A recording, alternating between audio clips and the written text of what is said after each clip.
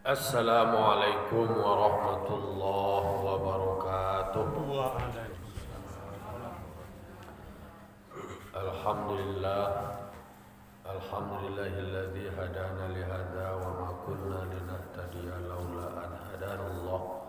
May yahdihillahu fala mudilla lahu wa may yudlilhu fala hadiyalah. Asyhadu an la ilaha illallah wahdahu la syarika lah wa asyhadu anna Muhammadan abduhu wa rasuluh sallallahu alaihi wasallam la nabiyya ba'dahu ma ba'du. Qala rabbi shrah li sadri wa yassir li amri wahlul 'uqdatam min lisani yafqahu qawli.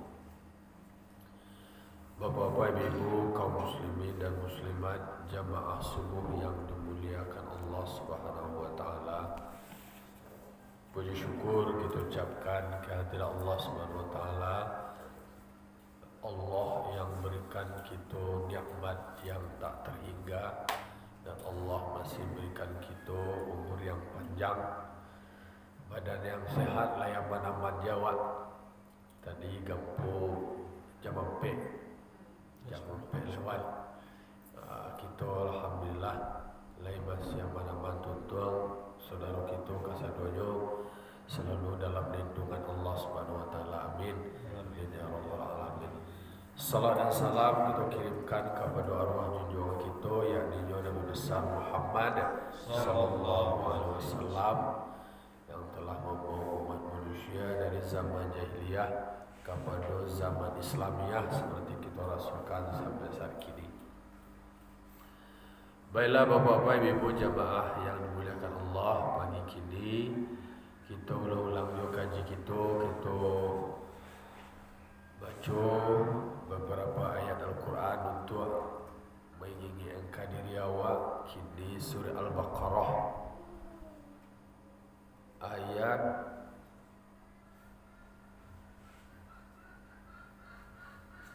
ayat 283. Al-Baqarah 283. Bismillahirrahmanirrahim. Lil fuqara'il ladzina uhsiru fi sabilillah.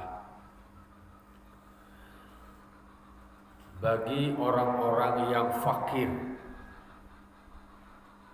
dan baginya artinya yang fakir kau tadi orang yang berhak menerima sedekah, yaitu alladzina uhsiru fi sabilillah, orang-orang yang memang fokus mereka di jalan Allah. Artinya mereka itu mempenjarakan diri mereka, menahan diri mereka atas berjihad di jalan Allah. Artinya yo fokusannya konsentrasian, yo tahan dirinya tu untuk tetap berjihad di jalan Allah. Itu kau masih ada kaitannya dengan orang yang berhak menerima sedekah atau zakat, yaitu bagi orang-orang yang fakir. Siapa mereka itu? Mereka yang selalu, kalau dalam bahasa waekom, mempinjaran atau menfokusan diri mereka itu untuk terus berjihad di jalan Allah.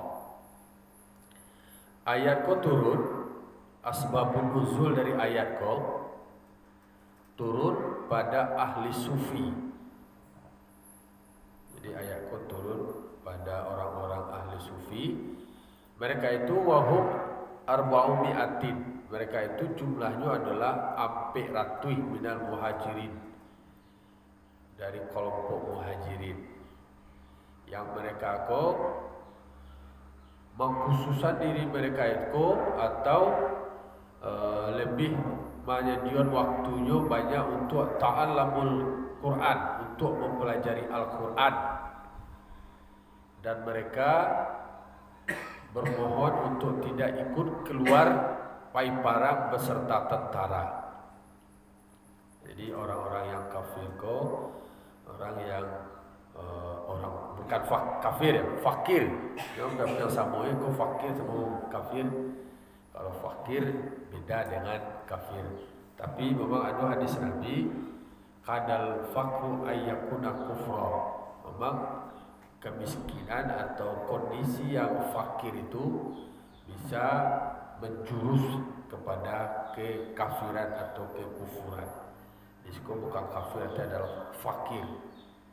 Jadi ayatku turun pada sekelompok ahli sufi, ahli tasawuf yang mereka ampe ratus jumlah dari rombongan muhajirin yang mereka hanya berkonsentrasi mempelajari Al-Quran, tidak bayi parang dah.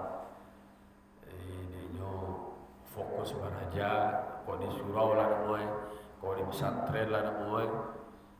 Tentu dia minta izin untuk tidak bayi barang kita parang beserta tentara atau pasukan. La yastati'una darban fil ardi. Yang mereka tadi adalah yang tidak punya kemampuan untuk berjalan di bumi. Untuk untuk berdagang atau untuk mencari penghidupan.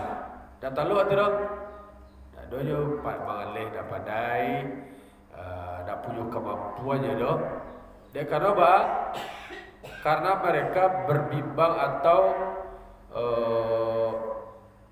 terkonsentrasi dengan ibadahnya.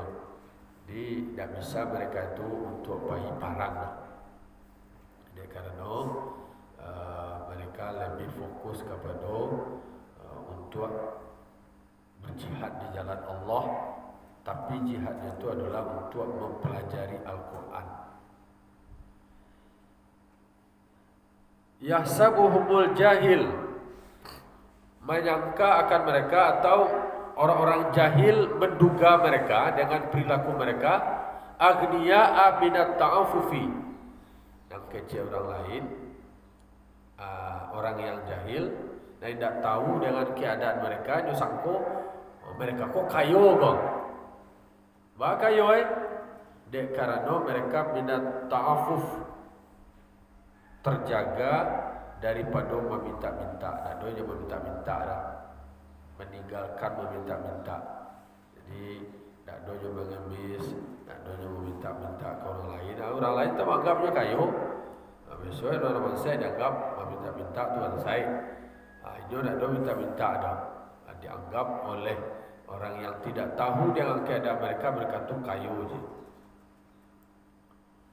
Ta'rifuhum bisimahim, ta'rifuhum bisimahum. Engkau mengenal mereka dengan tanda-tanda mereka. Kalau orang tasawuf tanda-tanda bina tawadhu. Orang tasawuf tawadhu, itu tanda-tanda mereka itu. Wa asrul jahdi, ada bekas lelah, letih. Itu tanda-tanda. La yas'aluna nas, mereka tidak pernah meminta-minta kepada manusia. Anak doanya meminta-minta ke manusia tadi. Jadi itu adalah cerita tentang orang yang fakir, yang mereka berkonsentrasi, bersungguh-sungguh mereka untuk menahan diri mereka. Tak bisa mereka itu untuk pergi jihad, karena mereka itu lebih memfokuskan kepada mempelajari Al-Quran. Kalau seandainya satu manusia kau pai parang kasadoi, nak dulu dan pelajari Al-Quran, atau kopi mati je sadu dalam peperangan tu sialai dan akan mengajarkan Al-Quran kepada umat berikutnya. Wa ma tunfiqu min khairin fa innallaha bihi alim. Kata Allah, apa yang kamu infakkan daripada kebaikan, maka sesungguhnya Allah Maha mengetahui. Maka Allah akan membalasi.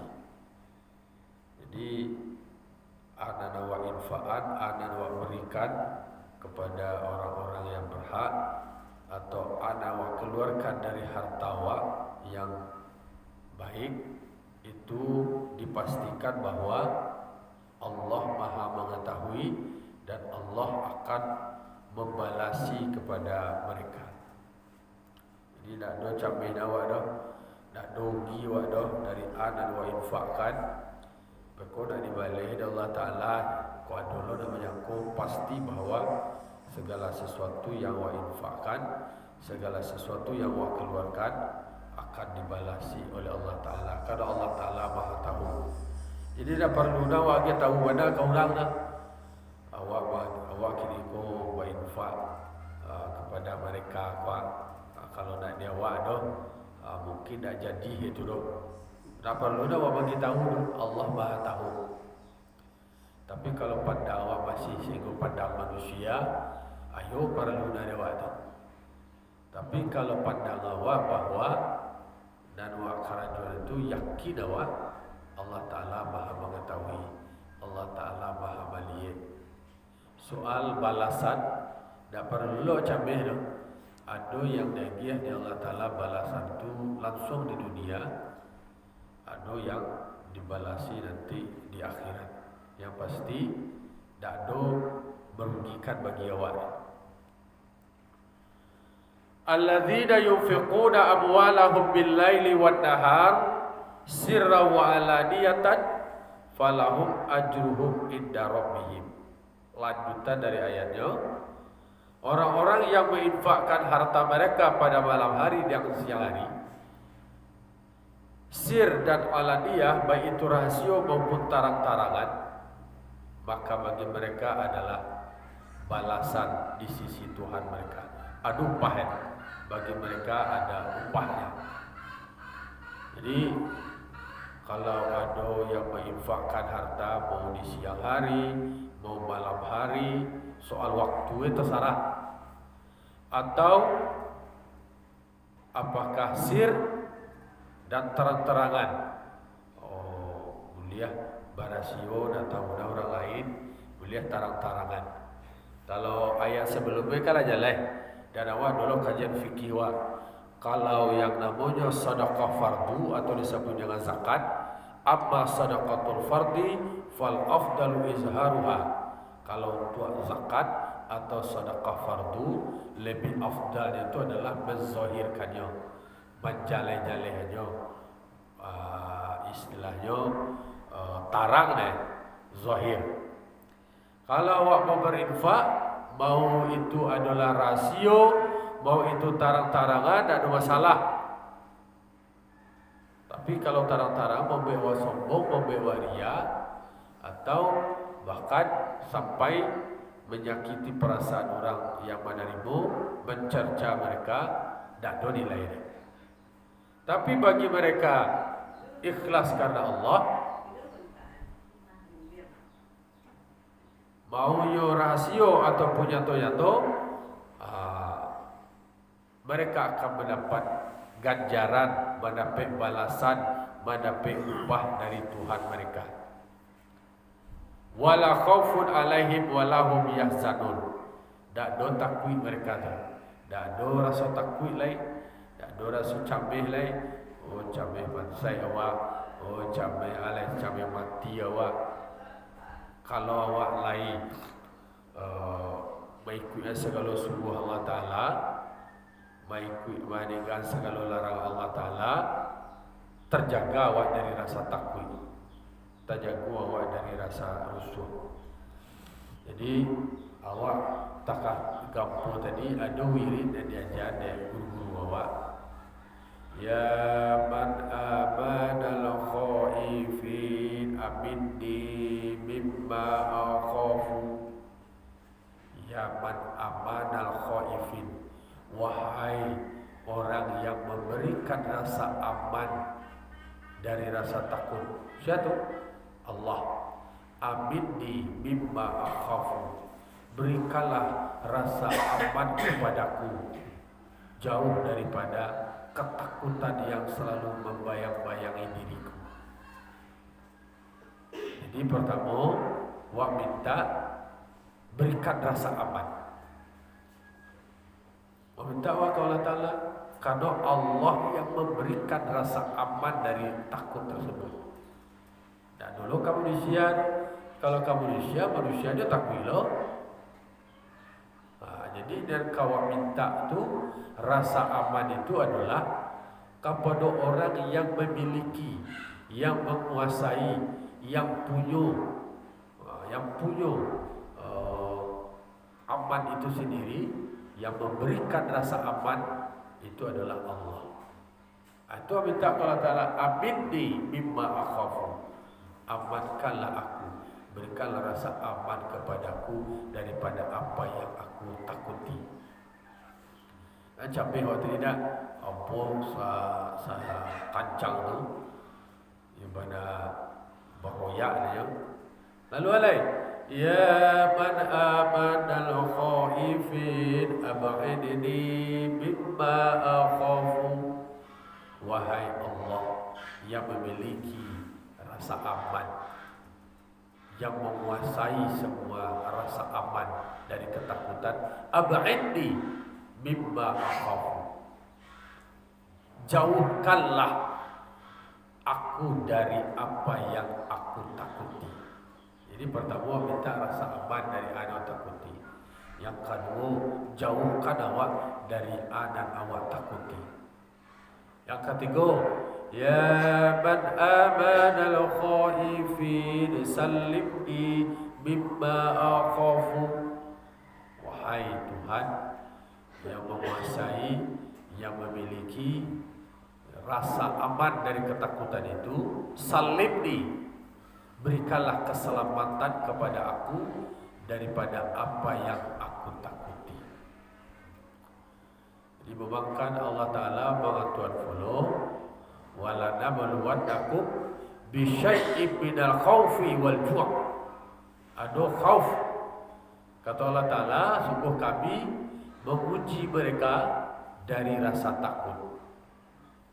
Bahawa diuji oleh Allah Ta'ala dari rasa takut. Sampai. Jadi kini diuji oleh Allah Ta'ala, anak awak berikan itu berkurang dah. Aku pansai awak dia ko. Eko apa kayu orang dia awak ko. Ada rasa ketakutan atau berarti orientasinya baru adalah orientasi sebatas dan nampak hanya di dunia. Padahal ada kehidupan setelah ada kematian berikutnya nanti. Jadi awak dari mati hidup, kemudian dari hidup mati, dari mati kemudian hidup lebih. Itulah kehidupan yang abadi. Kalau dalam kehidupan yang kini itu adalah samantara. Kada tahu je awak musibah nak tak gampo tu ha. Awak nak punya rumah, awak nak punya auto, awak nak punya kedai. Kadang-kadang sekejap bisa lenyap, bisa hilang. Dan ada kekal cokile ada dan langsung awak ala jatuh miskin. Rumah tu awak lihat dari berbagai macam peristiwa. Kan awak sangko-sangko dah tahu awak di pusat kampung tu awak dah tahu. Mungkin di tempat lain dah tahu dia awak di tempat awak. Semuanya misterius. Tiba dia awak pakai orang malang sakijak mata. Tiba malangnya dia awak mungkin bisa dan awak miliki yang bersifat melekatkan diri awak, mungkin ko haratu, alih ko rumah, macam-macam peristiwa. Ada orang kebakaran, abuih ke sana dan ada punya apa-apa boleh abuih ke sana. Dan kekal apa boleh? Kalau awak belajar, awak berilmu masih ada je tahan dia awak. Ada dulu babi itu. Tapi kalau seandainya yang sifatnya duniawi, itu mungkin haratu bisa lenyap seketika. Dan itulah yang membuat psikologi awak selalu dibayang-bayangi oleh rasa takut. Nah, dikatakan Allah Ta'ala, mereka yang menginfakkan harta mereka pada siang, mau pada malam, mau tarang-tarangan, mau rasio-rasio, dipastikan Allah, falahum ajruhum inda rabbihim, maka bagi mereka itu adalah upah di sisi Tuhan mereka. Bahasa upahku adalah ada balasannya di sana dari Allah Ta'ala. Itu kan soal keyakinan awak,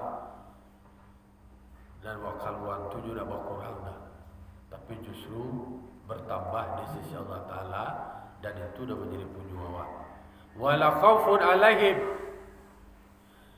sudah awak dinyatakan oleh Allah Ta'ala, yang awak berikan tu awak mendapat balasan upah di sisi Allah. Kemudian wala khaufun alaihim, tak boleh rasa takut atas mereka. Berarti terjaga awak dari rasa ketakutan. Berarti kan siap awak rindu awak 8.000 awak.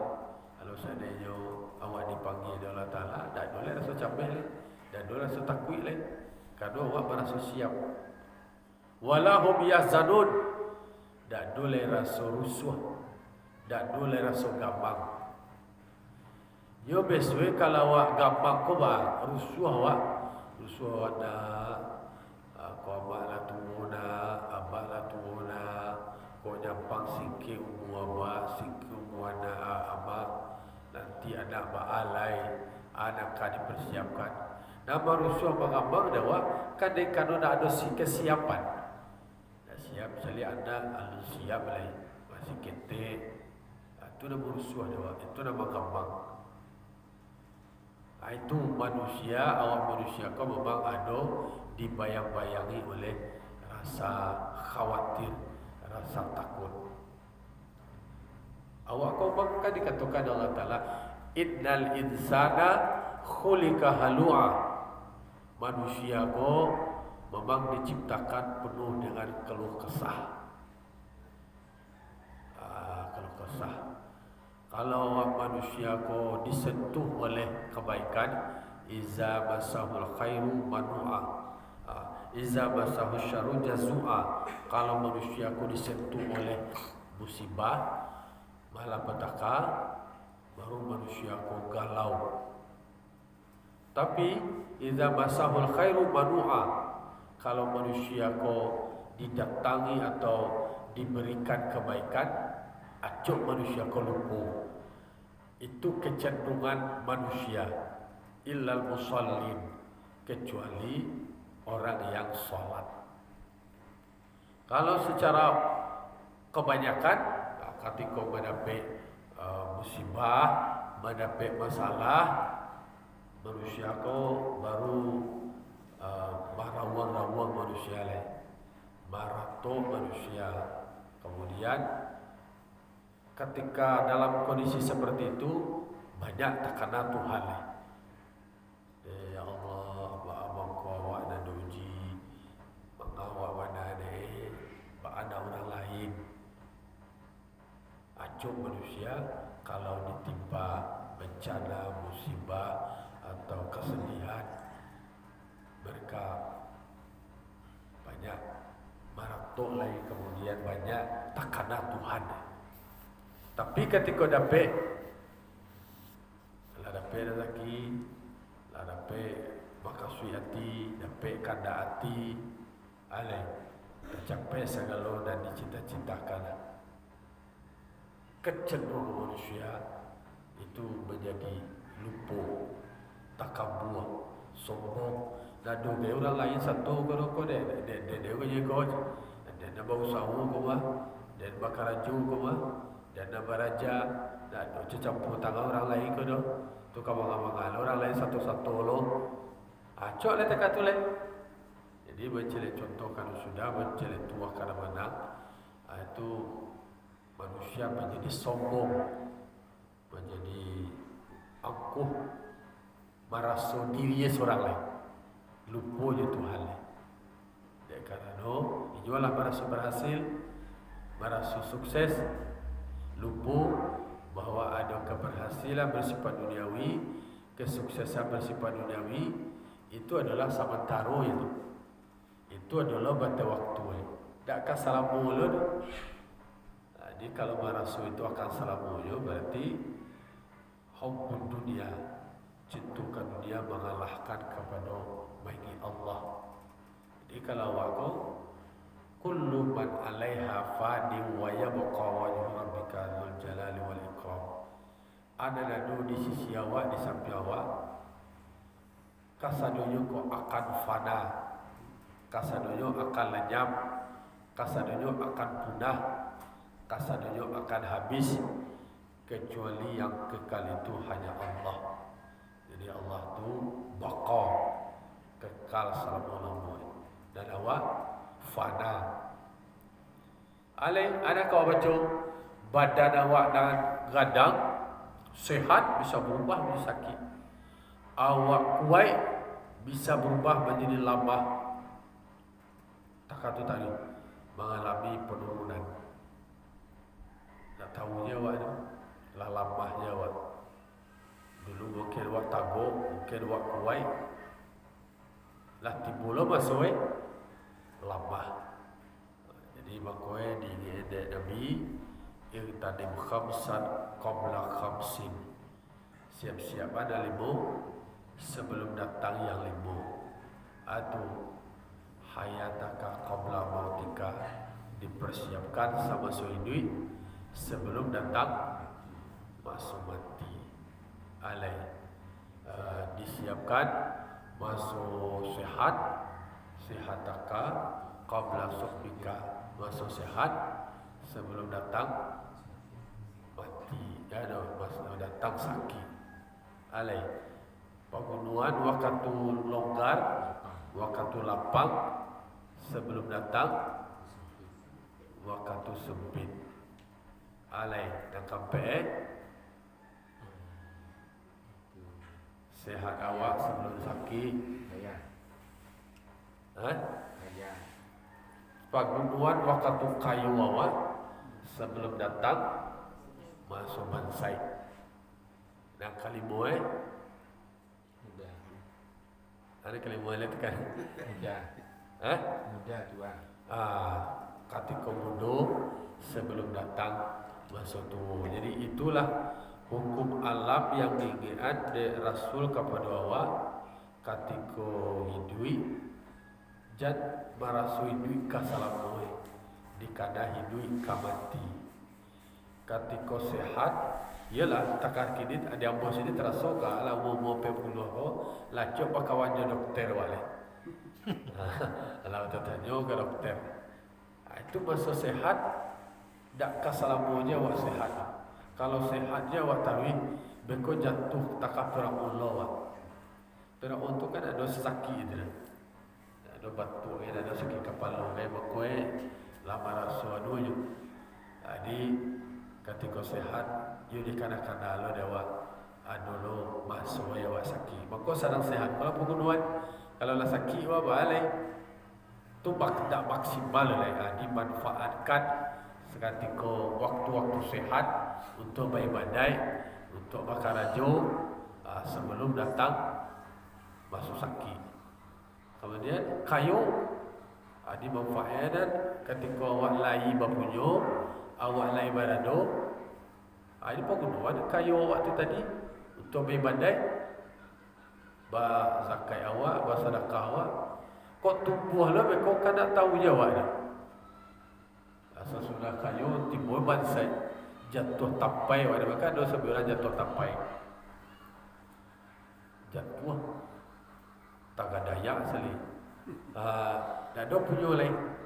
Jadi sama so awak lain kayu, kita penggunaan kekayaan awak pertama untuk mendekatkan diri kepada Allah, kemudian kedua untuk bisa berbuat baik kepada orang lain, kepada manusia lain ketika kayu. Alena kampe penggunaan ketika muda sebelum datang tua. Ialah orang muda-muda kau santiang muda kau lah masa mudanya banyak, taat beribadah, masih taat. Kalau lah tua, layu patu je dia.